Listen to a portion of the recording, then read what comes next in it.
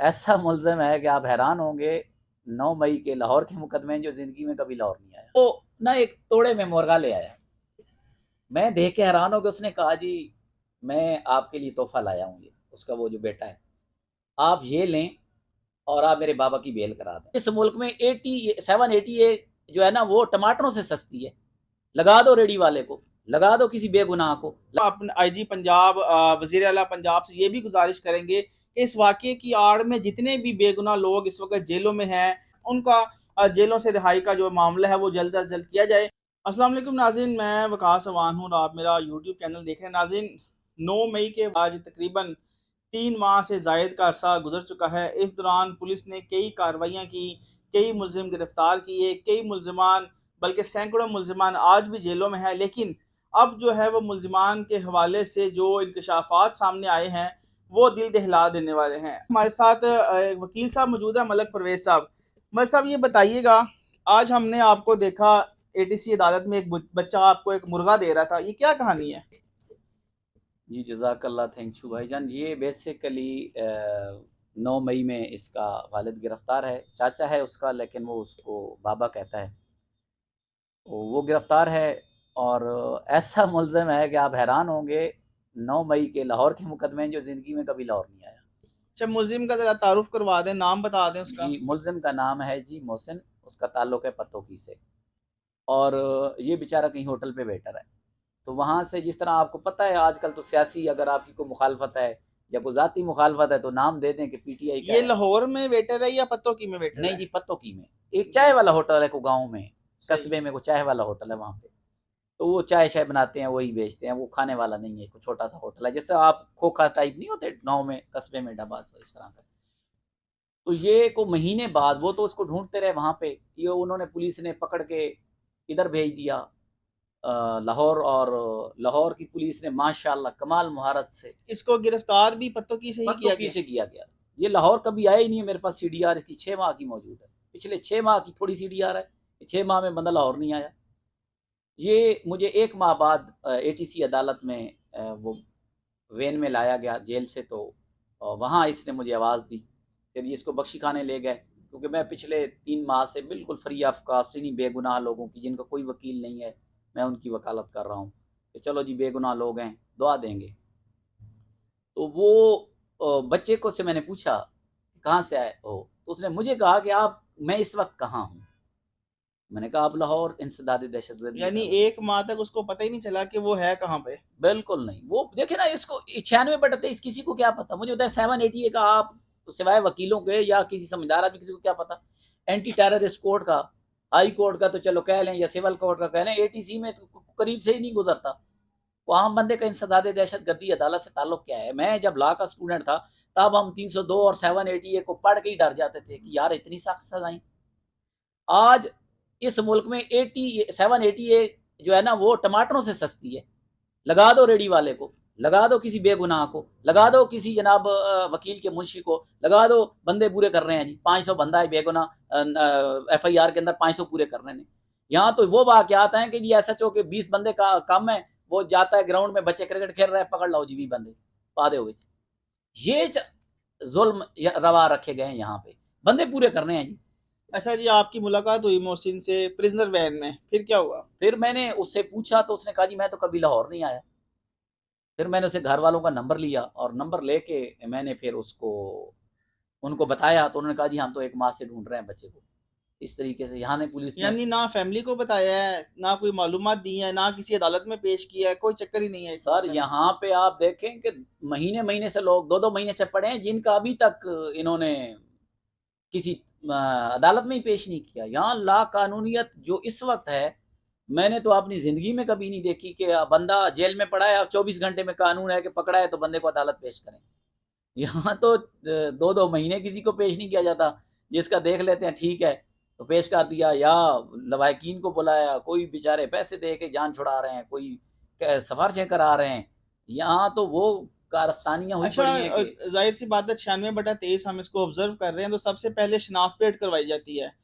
اس کی شناخت پلیٹ کس نے کی، کیا طریقہ کار اپنایا گیا، کیا اس پر ایلیگیشن لگائے گئے، وہ بھی بتائیے گا ذرا۔ سر شناخت پریڈ کی میں یہاں حالت بتاؤں، ایک تو ججمنٹ آ چکی ہے ہائی کورٹ کی کہ 48 گھنٹے کے بعد جو شناخت پریڈ ہے وہ جسٹس طارق سلیم شیخ صاحب، آپ مجھے بتائیں کہ آپ مدعی ہیں، میں ملزم ہوں، آپ ہی میری شناخت کر رہے ہیں.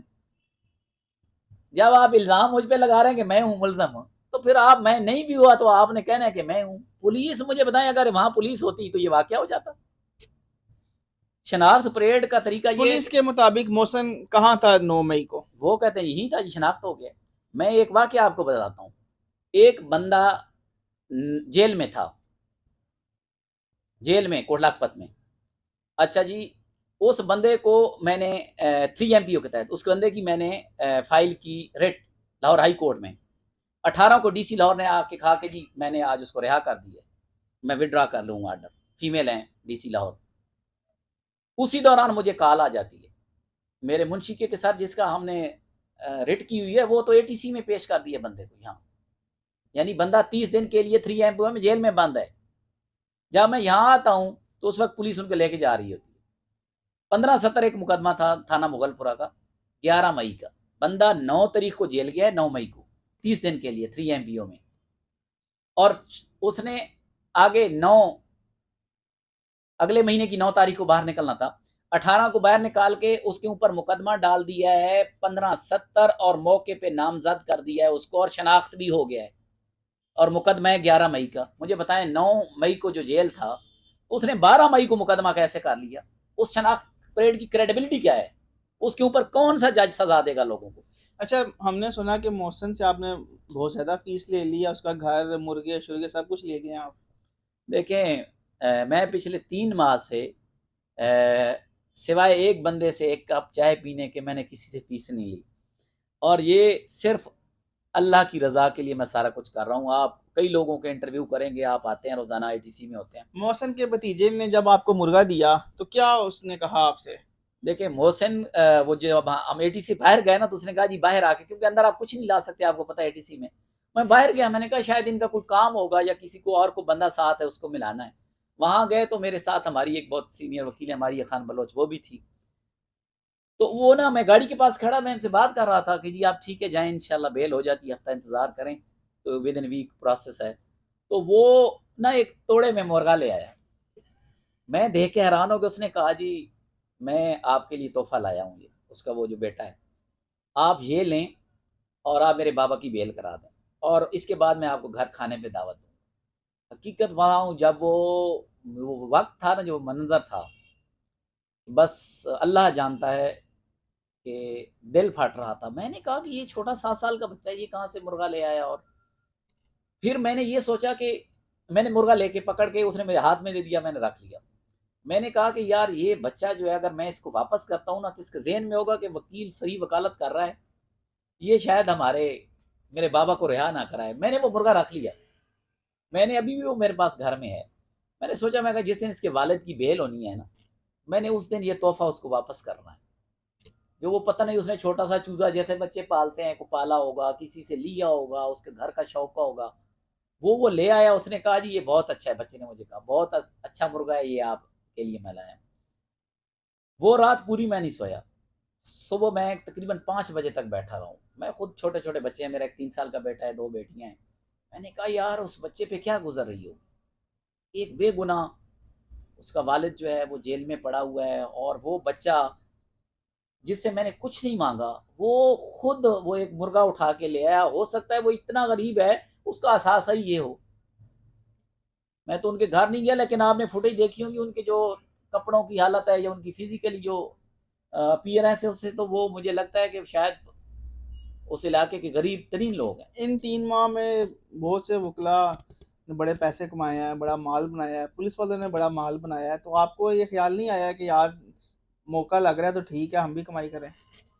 دیکھیں حضرت علی رضی اللہ تعالیٰ عنہ کا قول ہے کہ جو رزق اللہ نے آپ کا لکھا ہے نا، اس کا ایک نوالا چھوڑ کے بھی آپ قبر میں نہیں جا سکتے، کھا کے جائیں گے.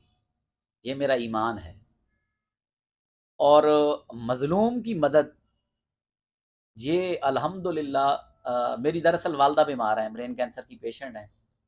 میری اکثر کوشش ہوتی ہے کہ کوئی بے گناہ، کوئی مظلوم، کسی کا جہاں تک ممکن ہو بھلا کروں.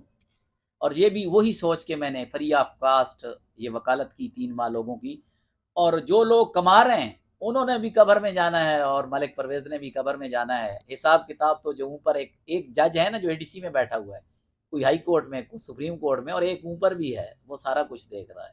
وہاں کسی وکیل کی ضرورت نہیں ہوگی آپ کو، اس نے خود ہی فیصلہ کرنا۔ چلیں جی، اللہ آپ کو اس کا اجر دے۔ ناظرین، یہ تو ایک محسن کی کہانی تھی۔ بہت سے واقعات ایسے ہیں جو بھی رپورٹ نہیں ہوئے، اور ظاہر ہے جیسے جیسے وقت گزرتا جائے گا تو مزید حقائق بھی سامنے آئیں گے۔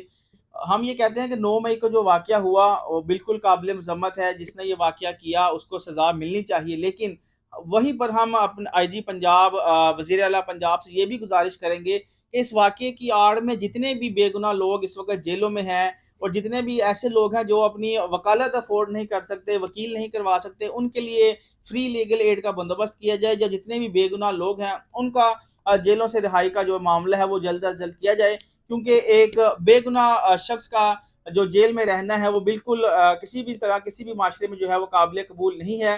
تو جو اصل ملزمان ہیں ان کو آپ سزائیں دیں، اس میں بالکل ہم آپ کے ساتھ ہیں۔ 9 مئی کو جو ہوا وہ ظلم ہوا، وہ ریاست پاکستان پر حملہ بھی تھا، اس کے جو ملزمان ہیں ان کے کیفر کردار تک پہنچائیں، لیکن جو بے گناہ ملزمان ہیں ان کے لیے خدا را جو ہے وہ ان پر رحم فرمائیں، ان کی فیملیز پر رحم فرمائیں۔